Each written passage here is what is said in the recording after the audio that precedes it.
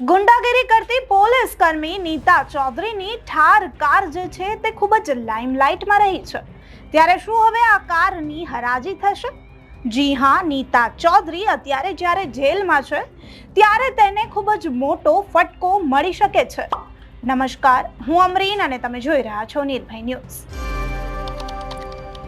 તો અત્યારે ગુજરાતમાં સૌથી બહુચર્ચિત કેસ જે જણાતો હતો તે નીતા ચૌધરીનો કેસ, જે તેના બુટલેગર સાથી સાથે ઝડપાઈ હતી। તે નીતા ચૌધરી તેની ઠાર કારના કારણે પણ ઘણી ચર્ચાઓમાં છે, કારણ કે તેણે તેના ઇન્સ્ટાગ્રામ એકાઉન્ટ પર પણ ઘણા બધા વિડીયોઝ મૂક્યા હતા, જેમાં ઠાર કાર સાથે તે ખૂબ જ રોફ જાડી રહી હતી।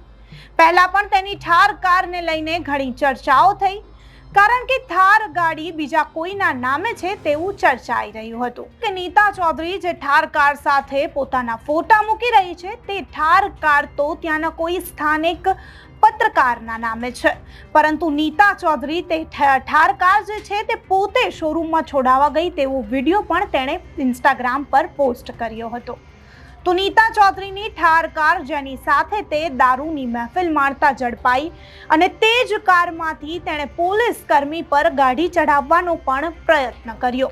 તે જ ઠાર કાર જે છે તેની સાથે તેનો બુટલેગર સાથી જે છે તે તેની સાથે ઝડપાયો હતો અને તે જ ઠાર કારની અંદર દારૂ પણ મળી આવ્યું હતું। ત્યારે નીતા ચૌધરીના કેસમાં ઠાર કારનો ઘણો મહત્વનો રોલ રહ્યો છે। ત્યારે શું આ ઠાર કારની હરાજી કરી દેવામાં આવશે? વારંવાર આ સવાલો થઈ રહ્યા છે, કારણ કે હવે ભ્રષ્ટાચારીઓની મિલકત જપ્તીનો કાયદો પણ બનશે।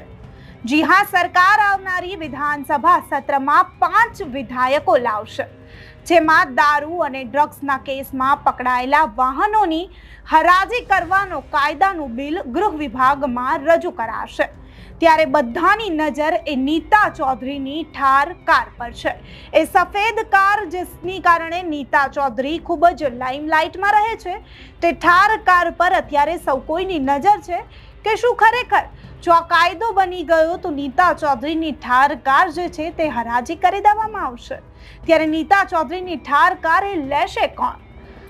ત્યારે ભ્રષ્ટાચારીઓની મિલકત જપ્તીનો કાયદો પણ બનશે। સરકાર આવનારા દિવસોમાં વિધાનસભા સત્રમાં 5 વિધેયકો લાવશે, જેમાં આગામી 21 થી 23 ઓગસ્ટ દરમિયાન મળી રહેલા વિધાનસભા સત્રમાં ગુજરાત સરકાર 5 વિધેયકો લાવવા જઈ રહી છે।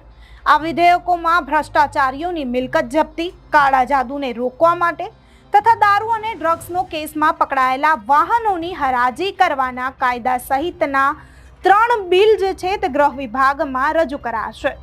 જ્યારે બિનખેતી માટેના પુરાવાની માન્યતાને લગતું એક વિધેયક મહેસૂલ વિભાગ રજૂ કરવા જઈ રહ્યું છે।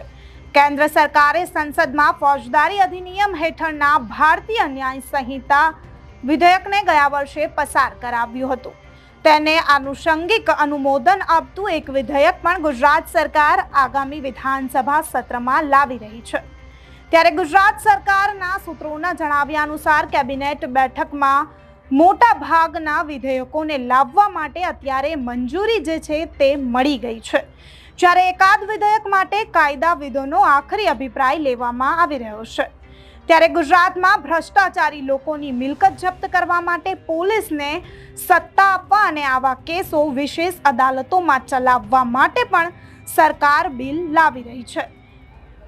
તો આ કાયદો પસાર થતાની સાથે શું નીતા ચૌધરીની એ ઠાર કાર જેને લઈને તે રોફો ચાડતી હોય છે, શું તે કારની હવે હરાજી થઈ જશે? કારણ કે નીતા ચૌધરીની ઠાર કાર ખૂબ જ લાઇમલાઇટમાં રહી છે। ત્યારે નીતા ચૌધરી અત્યારે જેલમાં છે, પરંતુ નીતા ચૌધરીના એક પછી એક નવા ખુલાસાઓ પણ થયા। નીતા ચૌધરીના કહેવાય રહ્યું છે કે બનાસકાંઠાના એક ભાજપના મોટા નેતા સાથે પણ સંબંધો ખૂબ જ સારા છે। તો શું નીતા ચૌધરીના આ સારા સંબંધોને કારણે નીતા ચૌધરી છૂટી જશે? ઘણા સવાલો થઈ રહ્યા છે, શું આ કેસને કંઈક ને કંઈક હળવો કરી દેવામાં આવશે? કારણ કે કહેવાય રહ્યું છે અને ચર્ચાઈ રહ્યું છે કે નીતા ચૌધરી પર આવા ઘણા કેસો હતા અને એક મોટો કેસ હતો જે ભારતીય જનતા પાર્ટીના મોટા નેતાના કહેવાથી નીતા ચૌધરી પરનો એ કેસ જે છે તે દબાવી દેવામાં આવ્યો.